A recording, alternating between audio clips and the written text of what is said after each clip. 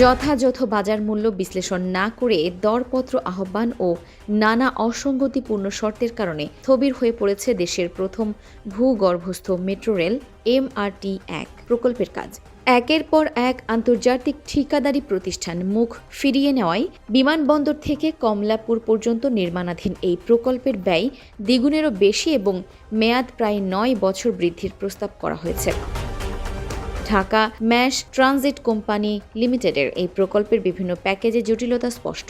CP3 ও CP5 ভুল বাজার বিশ্লেষণ ও অবাস্তব শর্তের অভিযোগে 2023 সালে জাপানি প্রতিষ্ঠানগুলো CP3 থেকে সরে দাঁড়ায়। পরবর্তীতে নির্মাণ সামগ্রীর দর বৃদ্ধি ও মুদ্রাস্ফীতির কারণে দরপত্রের মেয়াদ বাড়াতে অস্বীকৃতি জানিয়ে CP5 থেকে সরে দাঁড়ায় সর্বনিম্ন দরদাতা কাজিমা কর্পোরেশন। CP9 সর্বনিম্ন দরদাতা কাজ না করায় দ্বিতীয় সর্বনিম্ন দরদাতা মিৎসুবিশি সিমেন্সকে কাজ দেওয়ার উদ্যোগ চলছে, যাদের দর প্রথম দরদাতার চেয়ে 71% বেশি। অন্যান্য package CP4, CP6, CP7, CP8 ও CP10 দীর্ঘদিন ধরে দর কষাকষি ও জাইকার অনুমোদনের অপেক্ষায় আটকে রয়েছে। এছাড়া CP11 ও CP12 এর দরপত্র প্রক্রিয়া বছরের পর বছর পিছিয়ে 2026 সাল পর্যন্ত গড়িয়েছে। শুরুতে MRT-1 প্রকল্পের প্রাথমিক প্রাক্কলিত ব্যয় ছিল 52,562 কোটি টাকা, যা বর্তমানে বাড়িয়ে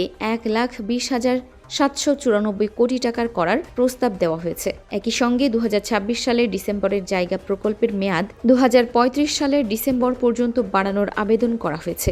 দরপত্রের প্রাক্কলনে ভুল এবং মার্কিন ডলারের বিপরীতে টাকার বড় ধরনের দরপতনকে ব্যয় ও সময় বৃদ্ধির প্রধান কারণ হিসেবে দেখা হচ্ছে।